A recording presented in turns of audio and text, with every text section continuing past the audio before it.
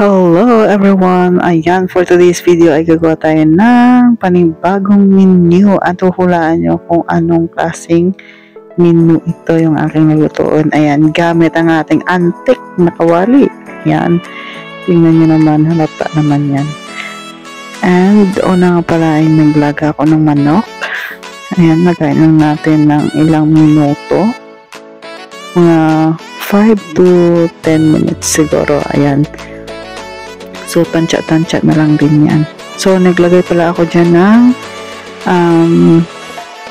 cardamom, cinnamon, bawang, asin, paminta, tsaka dahon ng laurel. So, dyan lang natin yan nilaga. Para, pampatanggal ng, tawag dito, lansa, ayan.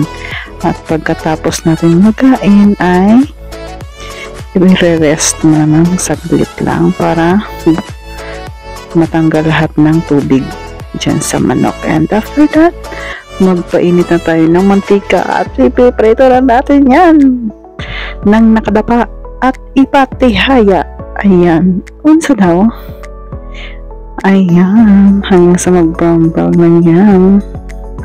At hanggang sa maluto. So, ayan, nire-rest lang natin ng 5 minutes and then babalik natin ulit. Pipritoin natin ulit para maging crispy at masarap ang ating kain. Ayan, so i-rest na natin ng saglit bago tayo kumain para bumaba lahat ng mantika. Ayan. Oh, sarap naman. So, ayan na guys. It's kain time! Ayan nga pala si ate, yung bagong kasama ko dito. Ayan, kain tayo. Mananaba ka talaga dito, te. Sige, kaon. Kaon, sige, hamal. Natatawa dyan si ate kasi sabi niya, nagulat siya sa akin. Sabi niya, ay, nagalag ka pala. Sabi ko, hindi, video lang yan. Hindi niya alam na makikita siya dito sa ating channel. Ayan. So, sobrang nag-enjoy kami dito sa aming kain na to kasi sobrang sarap ng manok. Tapos, nagawa pa kami ng aming sausawan. Sabi niya, toyo tsaka suka lang daw. Okay na. May pa ngiwi-ngiwi pa siya dyan ng mukha niya kasi sobrang asin daw ng suka. Oh, diba? Sabi ko pa sa kanya, te, dami nang pakain. Kasi ako guys, nakain ng kanin na ako dyan. Tapos siya isa pa lang. Sabi niya, ayaw yan daw. So, ayan. Sige, pas-pas. Kumain kami ng maaga kasi nalayas na si dati punta sa kabila. Tapos hindi kasi ba alam din minsan. Alas 3 na din kumakain ng mga amo doon. Tapos ako naman, naghihintay ako ng tawag para sa aking part-time job. Char.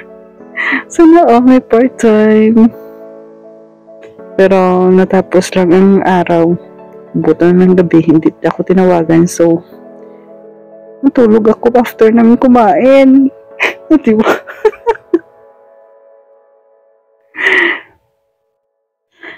Ganyan lang ang life namin dito pag walang mga amo, walang trabaho, diba? Yan lang, kain, tulog. Basta, ang importante tapos na ang trabaho. Diba? So, ito lang guys, yung aking video for today's video. Ayan, kain, luto, kain, ganyan lang. So, yan lang talaga yung namin, yung happiness namin dito. Ang makakain na kami dito, food is life. Hindi pwedeng magutom kasi once na magutom ka dito, manginig talaga buong katawan mo.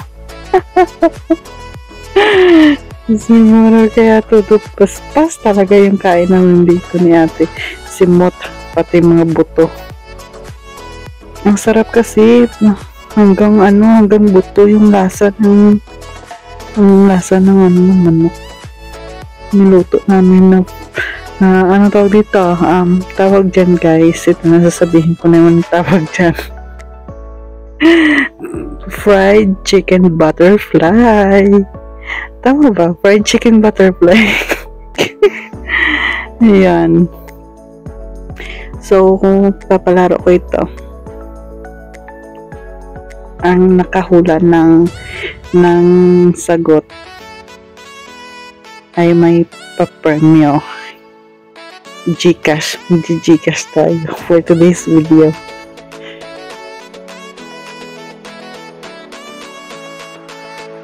So, ayan na nga, sinimot ko pa yung balat ng manok dyan sa dibdib. Hindi kasi talaga ako hilig sa chicken breast. Gusto ko lang talaga is yung hita na parte ng manok. Ayan, so ayan lang guys, hanggang dito na lang. Thank you for watching and don't forget to like, subscribe, and magbakas kayo dyan sa baba para balikan kayo. And thank you so much and God bless us all. Bye!